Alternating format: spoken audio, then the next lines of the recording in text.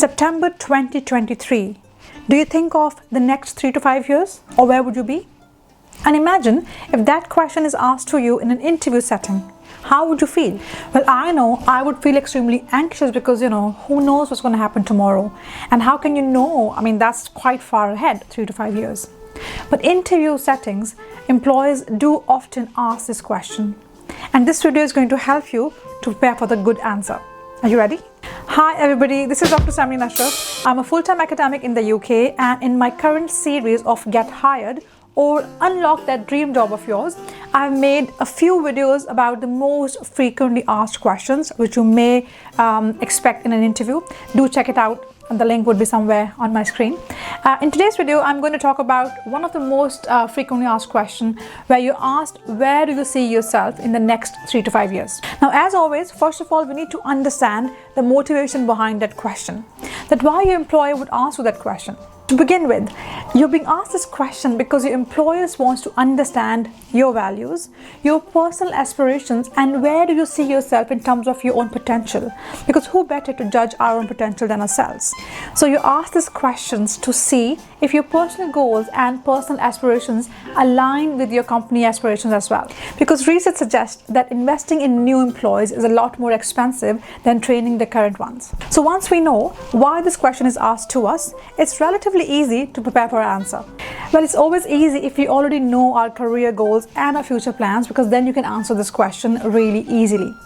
But even if you don't, I'm here to help you for that. So first of all, you need to make sure that you research the company really well. Now, if you are following my previous videos, you would know that I say that in pretty much every video that you need to research the company you're applying for. And trust me, I cannot focus enough on the fact that you need to know who your future employer is going to be. So your answer could revolve around a few things. First of all, you can talk about how this current role would help you to develop your skills and also learn new skills, which would then ultimately help you to achieve your future goals. Secondly, you can also talk about how the current job would play a role of stepping stone for you to achieve your future aspirations.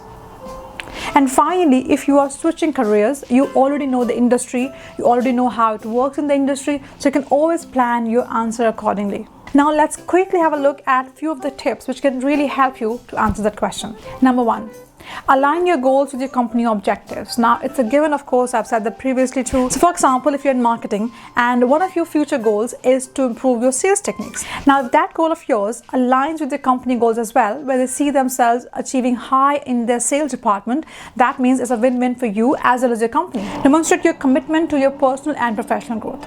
Now, yes, it's important for you to grow personally. It's extremely important, I agree. But having said that, you need to remember that you are working for this company, for this organization. So your personal growth, your professional growth has to somewhere fit in with the larger picture as well within the company. And therefore, when you are devising that plan of yours, that how or where do you see yourself in the next 3 to 5 years, this all has to come together for you and the company. And then another important thing. Like I said in the beginning of the video, we plan things, but life happens, things change. And so when we're talking about our plan for the next 3 to 5 years, who knows what's going to happen? We can only plan and try to achieve our plans. So when you're answering that question, make sure that you do bring in the factor of the unknown, the uncertainty, and also if things don't go as per the plan, how are you going to navigate that change? For example, sticking with my previous example of sales techniques, if for some reason you're unable to improve your sales techniques because you might be put in a different department, or you might not be given the opportunity to improve that skill of yours, how are you going to navigate the change? Because that's going to change your plan for yourself for the next 3 to 5 years. You see my point?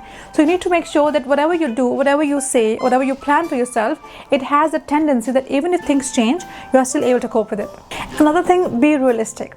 Now, I know when we start to plan things, there's a concept in marketing which is called hot and cold cognition, that, when we are feeling good, when we are feeling productive, we plan world for ourselves.